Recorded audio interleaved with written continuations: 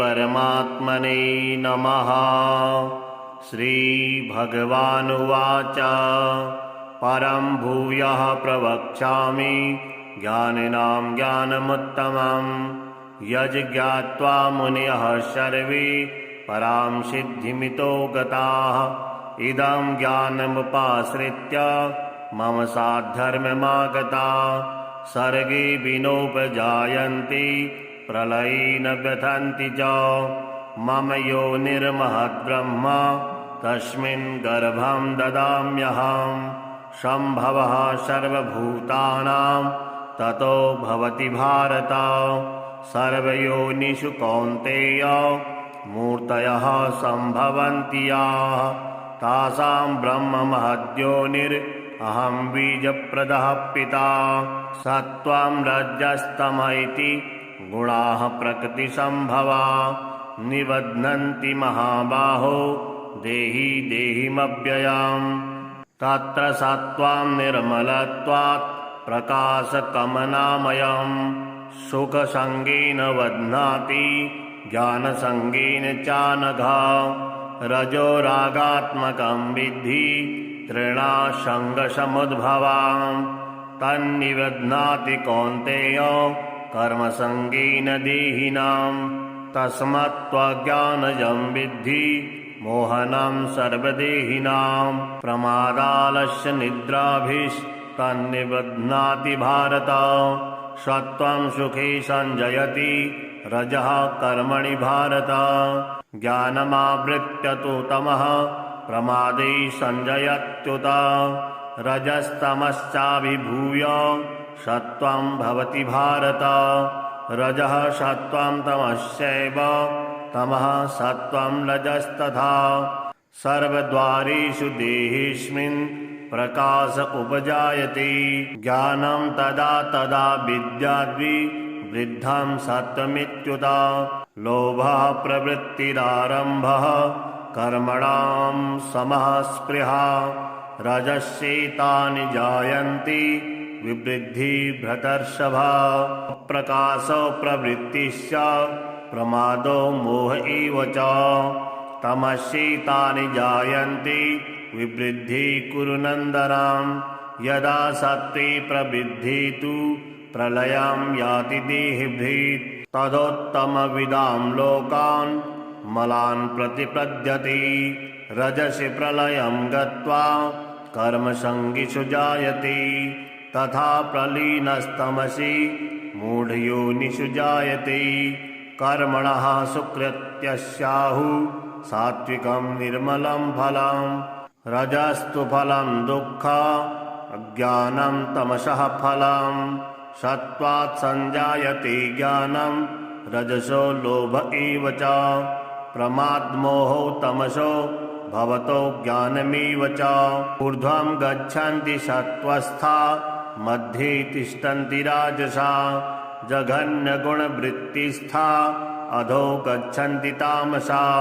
नायं गुणेभ्यः कर्तारं यदा दृष्टानुपश्यति। गुणेभ्यश्च परं वेत्ति मदभावं सोऽधिगच्छति। गुणानेतानतीत्यन्त्रीन् देहि देहि समुद्भवान्। जन्म मृत्यु जरा दुःखैर्विमुक्तो मृत्युमश्नुते। अर्जुनवाच कैर्लिङ्गै स्त्रीन् गुणान्नेता न नीतो भवति प्रभो। किमाचारः कथं चैतांश् स्त्रीन् गुणानतिवर्तते। श्रीभगवानुवाच प्रकाशं च प्रवृत्तिं च मोहमेव च पाण्डव। न द्वेष्टि सम्प्रवृत्तानि न निवृत्तानि काङ्क्षति। उदासीनवदासीनो गुणैर्यो न विचाल्यते। गुणा वर्तन्त इत्येवं योऽवतिष्ठति तेङ्गति। समदुःखसुखः स्वस्थः समलोष्टाश्मः काश्चनः। तुल्यप्रिया प्रियो धीरस्तुल्यनिन्दात्मसंस्तुतिः। मानापमानयोस्तुल्यस्तुल्यो मित्रारिपक्षयोः। सर्वारम्भपरित्यागी गुणातीतः स उच्यते। मां च यो व्यभिचारेण भक्तियोगेन सेवते स गुणान् समतीत्येतान् ब्रह्म भूयाय कल्पते। ब्रह्मणो हि प्रतिष्ठाहं मृतस्याव्ययस्य च शाश्वतस्य च धर्मस्य सुखस्यैकान्तिकस्य च। श्रीभगवानुवाच परं भूयः प्रवक्ष्यामि ज्ञानिनां ज्ञानमुत्तमम् यज्ज्ञात्वा मुनयः सर्वे परां सिद्धिमितो गताः इदं ज्ञानमुपाश्रित्य मम साद्धर्ममागताः सर्गे विनोपजायन्ति प्रलये न व्यथन्ति च मम योनिर्महद्ब्रह्म तस्मिन् गर्भं ददाम्यहं सम्भवः सर्वभूतानां ततो भवति भारत सर्वयोनिषु कौन्तेय मूर्तयः सम्भवन्ति याः तासां ब्रह्म महद्योनिरहं बीजप्रदः पिता सत्त्वं रजस्तम इति गुणाः प्रकृतिसम्भवा निबध्नन्ति महाबाहो देहि देहिमव्ययम् तत्र सत्त्वं निर्मलत्वात् प्रकाशकमनामयम् सुखसङ्गेन बध्नाति ज्ञानसङ्गेन चानघ रजो रागात्मकं विद्धि तृणासङ्गसमुद्भवाम् तन्निबध्नाति कौन्तेय कर्मसङ्गेन देहिनां तस्मत्त्वज्ञानजं विद्धि मोहनं सर्वदेहिनां प्रमादालस्य निद्राभिस्तन्निबध्नाति भारत सत्त्वं सुखे सञ्जयति रजः कर्मणि भारत ज्ञानमावृत्य तु तमः प्रमादे सञ्जयत्युत रजस्तमश्चाभिभूय सत्त्वं भवति भारत रजः सत्त्वं तमश्चैव तमः सत्त्वं रजस्तथा सर्वद्वारेषु देहेऽस्मिन् प्रकाश उपजायते ज्ञानं तदा तदा विद्याद्वि वृद्धं सत्त्वमित्युत लोभः प्रवृत्तिरारम्भः कर्मणां समः स्पृहा रजस्येतानि जायन्ति विवृद्धि भ्रतर्षभा प्रकाशो प्रवृत्तिश्च प्रमादो मोह एव च तमस्येतानि जायन्ति विवृद्धि कुरु नन्दनां यदा सत्त्वे प्रवृद्धि तु प्रलयं याति देहभृत् तदोत्तमविदां लोकान् मलान् प्रतिपद्यते रजसि प्रलयं गत्वा कर्मसङ्गिषु जायते तथा प्रलीनस्तमसि मूढयोनिषु जायते कर्मणः सुकृत्यस्याहुः सात्विकं निर्मलं फलं रजस्तु फलं दुःखम् अज्ञानं तमसः फलं सत्त्वात् संजायते ज्ञानं रजसो लोभ एव च प्रमादमोहो तमसो भवतो ज्ञानमेव च ऊर्ध्वं गच्छन्ति सत्त्वस्था मध्ये तिष्ठन्ति राजसा जघन्यगुणवृत्तिस्था अधो गच्छन्ति तामसा नायं गुणेभ्यः कर्तारं यदा दृष्टानुपश्यति गुणेभ्यश्च परं वेत्ति मद्भावं सोऽधिगच्छति गुणानेतानतीत्यन्त्रीन् देहि देहि समुद्भवान् जन्म मृत्यु जरा दुःखैर्विमुक्तो मृत्युमश्नुते अर्जुनवाच कैर्लिङ्गैः स्त्रीन् गुणान्नेता न नीतो भवति प्रभो किमाचारः कथं चैतांश् स्त्रीन् गुणानतिवर्तते श्रीभगवानुवाच प्रकाशं च प्रवृत्तिं च मोहमेव च पाण्डव न द्वेष्टि सम्प्रवृत्तानि न निवृत्तानि काङ्क्षति उदासीनवदासीनो गुणैर्यो न विचाल्यते गुणा वर्तन्त इत्येवं योऽवतिष्ठति तेङ्गति समदुःखसुखः स्वस्थः समलोष्टाश्मकाशनः तुल्यप्रिया प्रियो धीरस्तुल्यनिन्दात्मसंस्तुतिः मानापमानयोस्तुल्यस्तुल्यो मित्रारिपक्षयोः सर्वारम्भपरित्यागी गुणातीतः स उच्यते मां च यो व्यभिचारेण भक्तियोगेन सेवते सगुणान् समतीत्येतान् ब्रह्म भूयाय कल्पते ब्रह्मणो हि प्रतिष्ठाहं मृतस्याव्ययस्य च शाश्वतस्य च धर्मस्य सुखस्यैकान्तिकस्य च।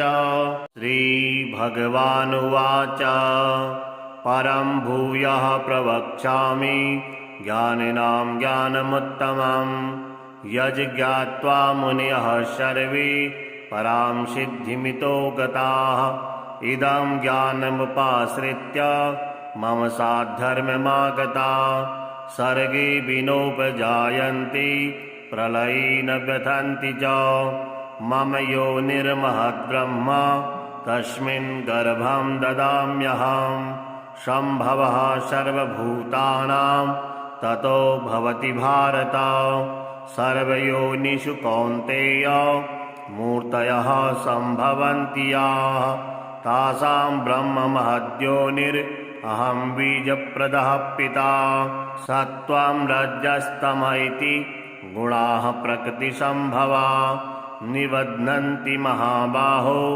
देहि देहिमव्ययम् तत्र सत्त्वं निर्मलत्वात् प्रकाशकमनामयम् सुखसङ्गेन बध्नाति ज्ञानसङ्गेन चानघा रजो रागात्मकं विद्धि तृणासङ्गसमुद्भवाम् तन्निबध्नाति कौन्तेय कर्मसङ्गेन देहिनाम् तस्मात्त्वज्ञानजं विद्धि मोहनं सर्वदेहिनां प्रमादालस्य निद्राभिस्तन्निबध्नाति भारत सत्त्वं सुखे सञ्जयति रजः कर्मणि भारत ज्ञानमावृत्य तु तमः प्रमादे सञ्जयत्युत रजस्तमश्चाभिभूय सत्त्वं भवति भारत रजः सत्त्वं तमश्चैव तमः सत्त्वं रजस्तथा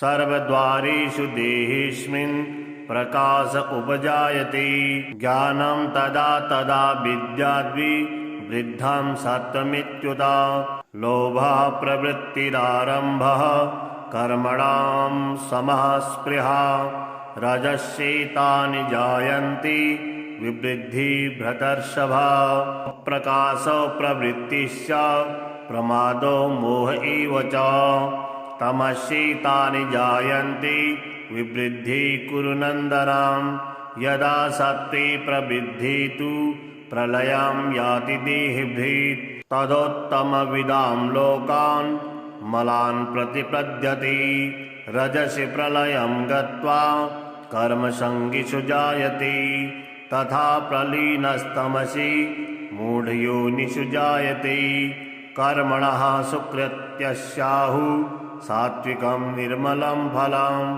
रजस्तु फलं दुःखम् अज्ञानं तमसः फलं सत्त्वात् सञ्जायते ज्ञानं रजसो लोभ एव च प्रमादमोहो तमसो भवतो ज्ञानमेव च ऊर्ध्वं गच्छन्ति सत्त्वस्था मध्ये तिष्ठन्ति राजसा जघन्यगुणवृत्तिस्था अधो गच्छन्ति तामसा नायं गुणेभ्यः कर्तारं यदा दृष्टानुपश्यति गुणेभ्यश्च परं वेत्ति मद्भावं सोऽधिगच्छति गुणानेतानतीत्यन्त्रीन् देहि देहि समुद्भवान् जन्म मृत्यु जरा दुःखैर्विमुक्तो मृत्युमश्नुते अर्जुनवाच कैर्लिङ्गै स्त्रीन् गुणान्नेता न नीतो भवति प्रभो किमाचारः कथं चैतांश्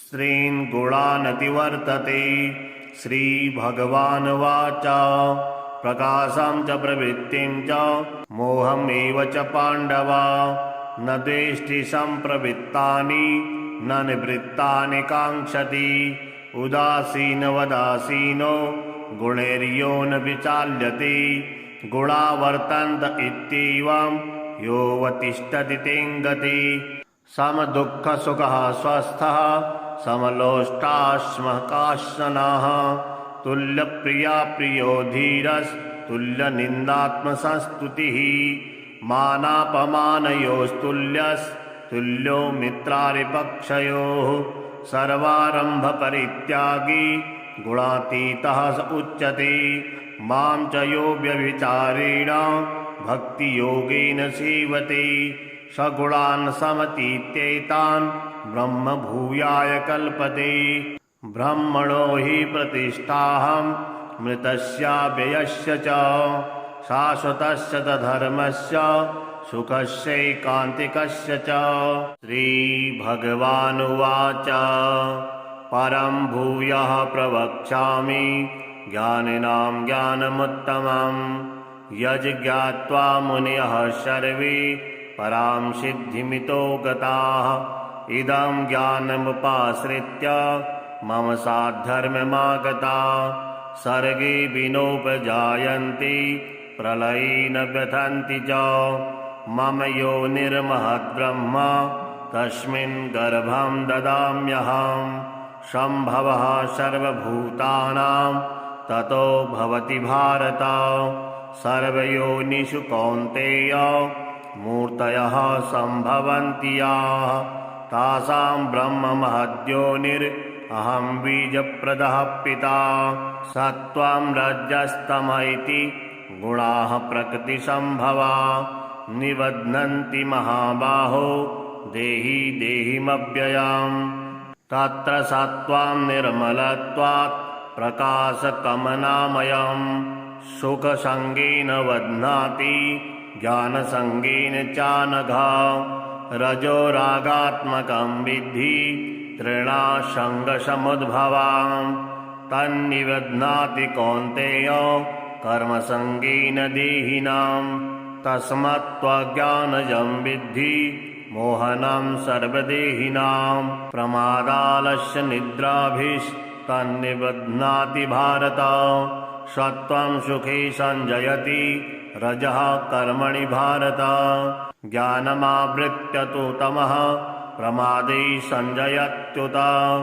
रजस्तमश्चाभिभूय सत्त्वं भवति भारत रजः सत्त्वं तमश्चैव तमः सत्त्वं रजस्तथा सर्वद्वारेषु देहेऽस्मिन् प्रकाश उपजायते ज्ञानं तदा तदा विद्याद्विवृद्धं सत्त्वमित्युत लोभः प्रवृत्तिरारम्भः कर्मणां समः स्पृहा रजस्येतानि जायन्ति विवृद्धि भ्रतर्षभा प्रकाशो प्रवृत्तिश्च प्रमादो मोह एव च तमस्येतानि जायन्ति विवृद्धि कुरु नन्दनां यदा सत्त्वे प्रवृद्धि तु प्रलयं याति देहभृत् तदोत्तमविदां लोकान् मलान् प्रतिपद्यते रजसि प्रलयं गत्वा कर्मसङ्गिषु जायते तथा प्रलीनस्तमसि मूढयोनिषु जायते कर्मणः सुकृत्यस्याहुः सात्विकं निर्मलं फलं रजस्तु फलं दुःख अज्ञानं तमसः फलं सत्त्वात् सञ्जायते ज्ञानं रजसो लोभ एव च प्रमादमोहो तमसो भवतो ज्ञानमेव च ऊर्ध्वं गच्छन्ति सत्त्वस्था मध्ये तिष्ठन्ति राजसा जघन्यगुणवृत्तिस्था अधो गच्छन्ति तामसा नायं गुणेभ्यः कर्तारं यदा दृष्टानुपश्यति गुणेभ्यश्च परं वेत्ति मद्भावं सोऽधिगच्छति गुणानेतानतीत्यन्त्रीन् देहि देहि समुद्भवान् जन्म मृत्यु जरा दुःखैर्विमुक्तो मृत्युमश्नुते अर्जुनवाच कैर्लिङ्गैः स्त्रीन् गुणान्नेता न नीतो भवति प्रभो किमाचारः कथं चैतांश् स्त्रीन् गुणानतिवर्तते। श्रीभगवानुवाच प्रकाशं च प्रवृत्तिं च मोहमेव च पाण्डव न द्वेष्टि सम्प्रवृत्तानि न निवृत्तानि काङ्क्षति। उदासीनवदासीनो गुणैर्यो न विचाल्यते गुणा वर्तन्त इत्येवं योऽवतिष्ठति तेङ्गति।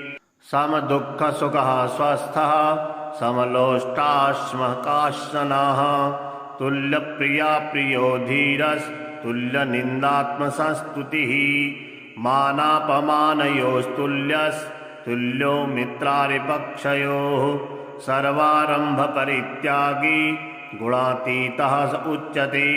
मां च यो व्यभिचारेण भक्तियोगेन सेवते सगुणान् समतीत्येतान् ब्रह्म भूयाय कल्पते। ब्रह्मणो हि प्रतिष्ठाहं मृतस्याव्ययस्य च शाश्वतस्य च धर्मस्य सुखस्यैकान्तिकस्य च।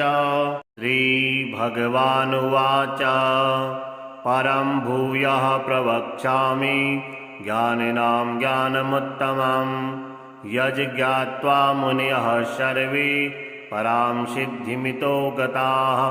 इदं ज्ञानमुपाश्रित्य मम साद्धर्ममागता सर्गे विनोपजायन्ति प्रलये न व्यथन्ति च। मम योनिर्महद्ब्रह्म तस्मिन् गर्भं ददाम्यहं सम्भवः सर्वभूतानां ततो भवति भारत। सर्वयोनिषु कौन्तेय मूर्तयः सम्भवन्ति याः तासां ब्रह्म महद्योनिरहं बीजप्रदः पिता। सत्त्वं रजस्तम इति गुणाः प्रकृतिसम्भवा निबध्नन्ति महाबाहो देहि देहिमव्ययम्। तत्र सत्त्वं निर्मलत्वात् प्रकाशकमनामयम् सुखसङ्गेन बध्नाति ज्ञानसङ्गेन चानघ। रजो रागात्मकं विद्धि तृणासङ्गसमुद्भवाम् तन्निबध्नाति कौन्तेय कर्मसङ्गेन देहिनाम्। तस्मात्त्वज्ञानजं विद्धि मोहनं सर्वदेहिनां। प्रमादालस्य निद्राभिस्तन्निबध्नाति भारत। सत्त्वं सुखे सञ्जयति रजः कर्मणि भारत। ज्ञानमावृत्य तु तमः प्रमादे सञ्जयत्युत। रजस्तमश्चाभिभूय सत्त्वं भवति भारत। रजः सत्त्वं तमश्चैव तमः सत्त्वं रजस्तथा। सर्वद्वारेषु देहेऽस्मिन् प्रकाश उपजायते। ज्ञानं तदा तदा विद्याद्विवृद्धं सत्त्वमित्युत। लोभः प्रवृत्तिरारम्भः कर्मणां समः स्पृहा। रजस्येतानि जायन्ति विवृद्धि भ्रतर्षभा। प्रकाशो प्रवृत्तिश्च प्रमादो मोह एव च। तमस्येतानि जायन्ति विवृद्धि कुरु नन्दनम्। यदा सत्त्वे प्रवृद्धि तु प्रलयं याति देहभृत्। तदोत्तमविदां लोकान् मलान् प्रतिपद्यते। रजसि प्रलयं गत्वा कर्मसङ्गिषु जायते। तथा प्रलीनस्तमसि मूढयोनिषु जायते। कर्मणः सुकृत्यस्याहुः सात्विकं निर्मलं फलम्। रजस्तु फलं दुःखम् अज्ञानं तमसः फलम्। सत्त्वात् सञ्जायते ज्ञानं रजसो लोभ एव च। प्रमादमोहो तमसो भवतो ज्ञानमेव च। ऊर्ध्वं गच्छन्ति सत्त्वस्था मध्ये तिष्ठन्ति राजसा। जघन्यगुणवृत्तिस्था अधो गच्छन्ति तामसा। नायं गुणेभ्यः कर्तारं यदा दृष्टानुपश्यति। गुणेभ्यश्च परं वेत्ति मदभावं सोऽधिगच्छति गुणानेतानतीत्यन्त्रीन् देहि देहि समुद्भवान् जन्म मृत्यु जरा दुःखैर्विमुक्तो मृतिमश्नुते। अर्जुनवाच कैर्लिङ्गैः स्त्रीन् गुणान्नेता न नीतो भवति प्रभो किमाचारः कथं चैतांश् स्त्रीन् गुणानतिवर्तते। श्रीभगवानुवाच प्रकाशं च प्रवृत्तिं च मोहमेव च पाण्डव न द्वेष्टि सम्प्रवृत्तानि न निवृत्तानि काङ्क्षति उदासीनवदासीनो गुणैर्यो न विचाल्यते गुणा वर्तन्त इत्येवं योऽवतिष्ठति तेङ्गति समदुःखसुखः स्वस्थः समलोष्टाश्मः काश्चनः तुल्यप्रिया प्रियो धीरस्तुल्यनिन्दात्मसंस्तुतिः मानापमानयोस्तुल्यस्तुल्यो मित्रारिपक्षयोः सर्वारम्भपरित्यागी गुणातीतः स उच्यते। मां च यो व्यभिचारेण भक्तियोगेन सेवते स गुणान् समतीत्येतान् ब्रह्म भूयाय कल्पते। ब्रह्मणो हि प्रतिष्ठाहं मृतस्याव्ययस्य च शाश्वतस्य च धर्मस्य सुखस्यैकान्तिकस्य च। श्रीभगवानुवाच परं भूयः प्रवक्ष्यामि ज्ञानिनां ज्ञानमुत्तमं यज्ज्ञात्वा मुनयः सर्वे परां सिद्धिमितो गताः इदं ज्ञानमुपाश्रित्य मम साद्धर्ममागता सर्गे विनोपजायन्ति प्रलये न व्यथन्ति च मम योनिर्महद्ब्रह्म तस्मिन् गर्भं ददाम्यहम् सम्भवः सर्वभूतानां ततो भवति भारत सर्वयोनिषु कौन्तेय मूर्तयः सम्भवन्ति याः तासां ब्रह्म महद्योनिरहं बीजप्रदः पिता सत्त्वं रजस्तम इति गुणाः प्रकृतिसम्भवा निबध्नन्ति महाबाहो देहि देहिमव्ययम् तत्र सत्त्वं निर्मलत्वात् प्रकाशकमनामयम् सुखसङ्गेन बध्नाति ज्ञानसङ्गेन चानघा रजो रागात्मकं विद्धि तृणासङ्गसमुद्भवाम् तन्निबध्नाति कौन्तेय कर्मसङ्गेन देहिनां तस्मात्त्वज्ञानजं विद्धि मोहनं सर्वदेहिनां प्रमादालस्य निद्राभिस्तन्निबध्नाति भारत सत्त्वं सुखे सञ्जयति रजः कर्मणि भारत ज्ञानमावृत्य तु तमः प्रमादे सञ्जयत्युत रजस्तमश्चाभिभूय सत्त्वं भवति भारत रजः सत्त्वं तमश्चैव तमः सत्त्वं रजस्तथा सर्वद्वारेषु देहेऽस्मिन् प्रकाश उपजायते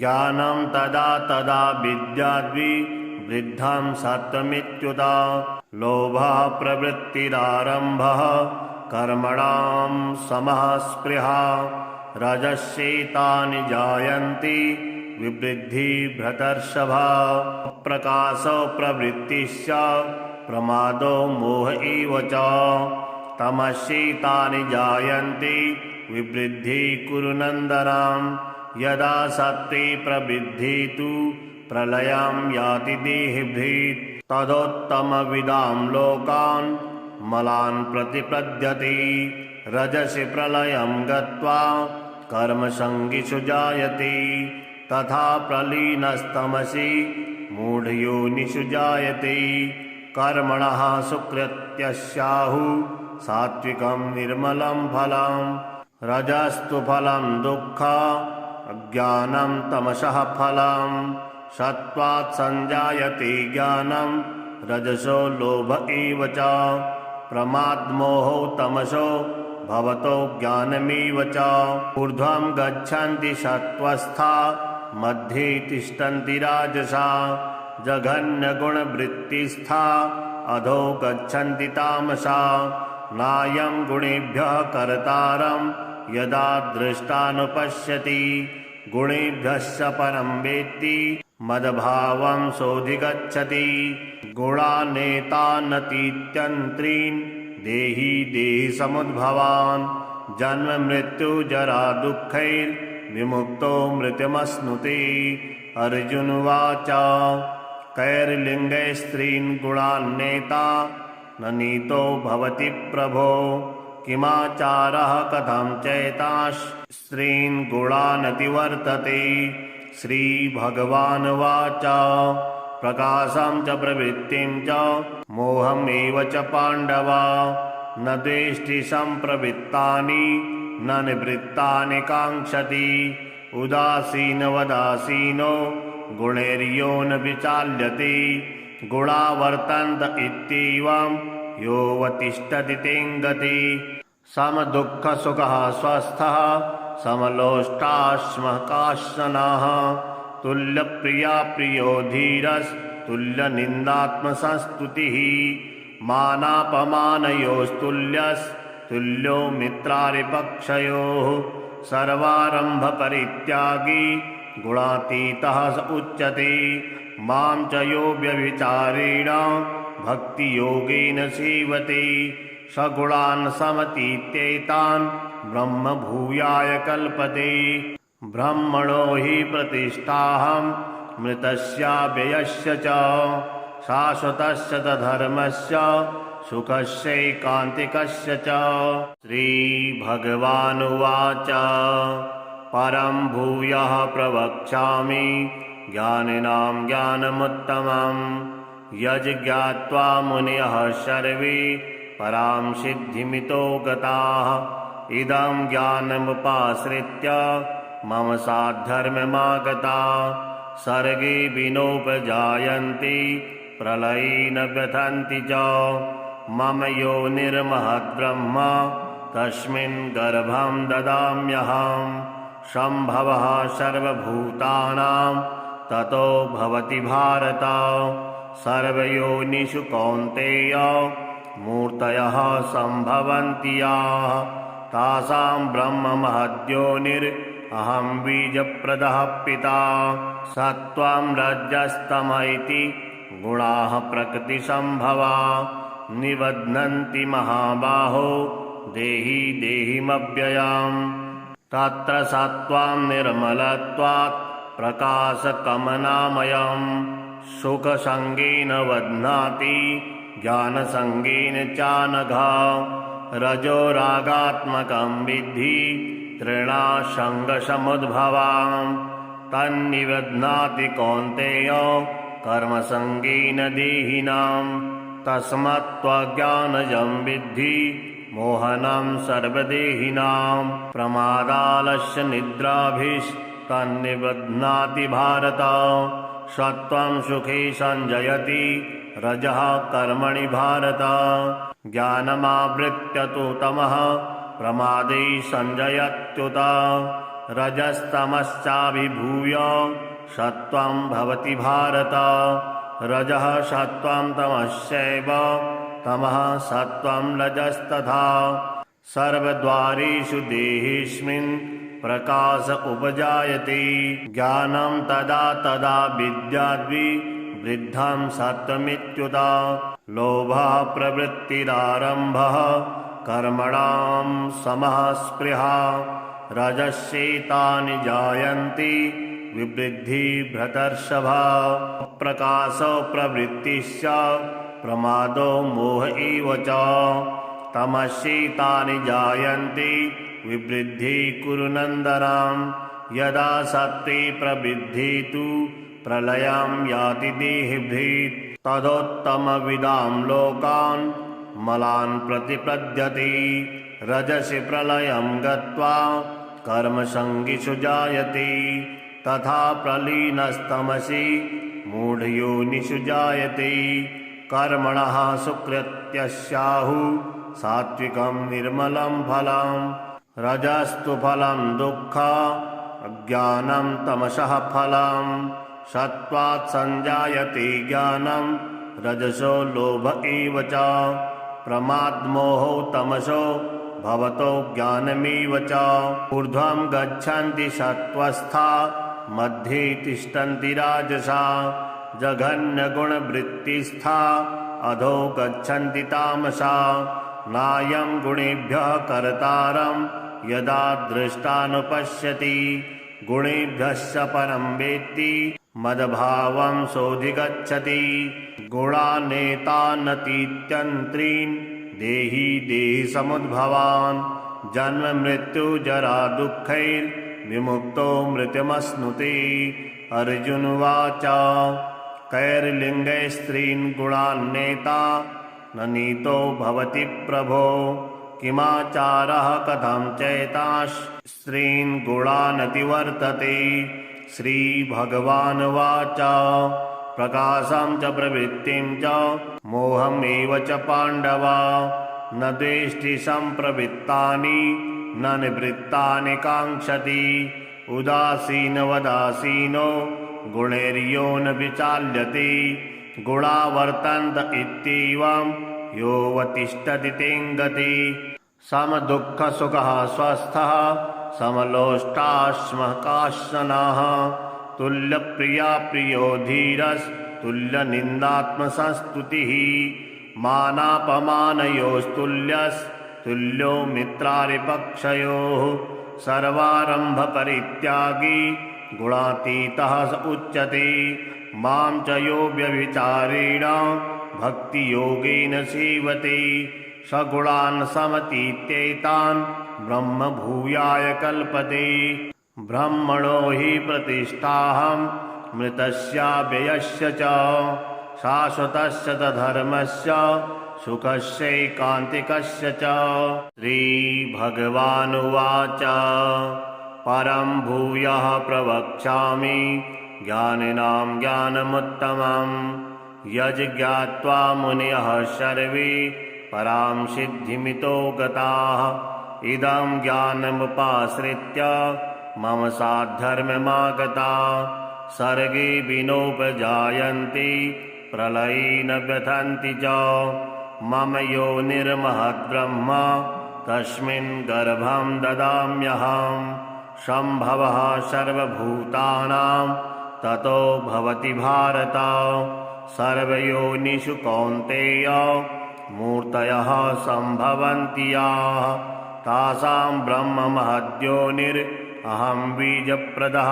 पिता सत्त्वं रजस्तम इति गुणाः प्रकृतिसम्भवा निबध्नन्ति महाबाहो देहि देहिमव्ययम् तत्र सत्त्वं निर्मलत्वात् प्रकाशकमनामयम् सुखसङ्गेन बध्नाति ज्ञानसङ्गेन चानघा रजो रागात्मकं विद्धि तृणासङ्गसमुद्भवाम् तन्निबध्नाति कौन्तेय कर्मसङ्गेन देहिनाम् तस्मात्त्वज्ञानजं विद्धि मोहनं सर्वदेहिनां प्रमादालस्य निद्राभिस्तन्निबध्नाति भारत सत्त्वं सुखे संजयति रजः कर्मणि भारत ज्ञानमावृत्य तु तमः प्रमादे संजयत्युत रजस्तमश्चाभिभूय सत्त्वं भवति भारत रजः सत्त्वं तमश्चैव तमः सत्त्वं रजस्तथा सर्वद्वारेषु देहेऽस्मिन् प्रकाश उपजायते ज्ञानं तदा तदा विद्याद्विवृद्धं सत्त्वमित्युत लोभः प्रवृत्तिरारम्भः कर्मणां समः स्पृहा रजस्येतानि जायन्ति विवृद्धि भ्रतर्षभा प्रकाशो प्रवृत्तिश्च प्रमादो मोह एव च तमस्येतानि जायन्ति विवृद्धि कुरु नन्दनम् यदा सत्त्वे प्रवृद्धि तु प्रलयं याति देहभृत् तदोत्तमविदां लोकान् मलान् प्रतिपद्यते रजसि प्रलयं गत्वा कर्मसङ्गिषु जायते तथा प्रलीनस्तमसि मूढयोनिषु जायते कर्मणः सुकृत्यस्याहुः सात्विकं निर्मलं फलं रजस्तु फलं दुःखम् अज्ञानं तमसः फलं सत्त्वात् संजायते ज्ञानं रजसो लोभ एव च प्रमादमोहो तमसो भवतो ज्ञानमेव च ऊर्ध्वं गच्छन्ति सत्त्वस्था मध्ये तिष्ठन्ति राजसा जघन्यगुणवृत्तिस्था अधो गच्छन्ति तामसा नायं गुणेभ्यः कर्तारं यदा दृष्टानुपश्यति गुणेभ्यश्च परं वेत्ति मदभावं सोऽधिगच्छति गुणानेतानतीत्यन्त्रीन् देहि देहि समुद्भवान् जन्म मृत्यु जरा दुःखैर्विमुक्तो मृत्युमश्नुते अर्जुनवाच कैर्लिङ्गै स्त्रीन् गुणान्नेता न नीतो भवति प्रभो किमाचारः कथं चैतांश् स्त्रीन् गुणानतिवर्तते श्रीभगवानुवाच प्रकाशं च प्रवृत्तिं च मोहमेव च पाण्डव न द्वेष्टि सम्प्रवृत्तानि न निवृत्तानि काङ्क्षति उदासीनवदासीनो गुणैर्यो न विचाल्यते गुणा वर्तन्त इत्येवं योऽवतिष्ठति तेङ्गति समदुःखसुखः स्वस्थः समलोष्टाश्मः काश्चनः तुल्यप्रिया प्रियो धीरस्तुल्यनिन्दात्मसंस्तुतिः मानापमानयोस्तुल्यस्तुल्यो मित्रारिपक्षयोः सर्वारम्भपरित्यागी गुणातीतः स उच्यते मां च यो व्यभिचारेण भक्तियोगेन सेवते स गुणान् समतीत्येतान् ब्रह्म भूयाय कल्पते ब्रह्मणो हि प्रतिष्ठाहं मृतस्याव्ययस्य च शाश्वतस्य च धर्मस्य सुखस्यैकान्तिकस्य च।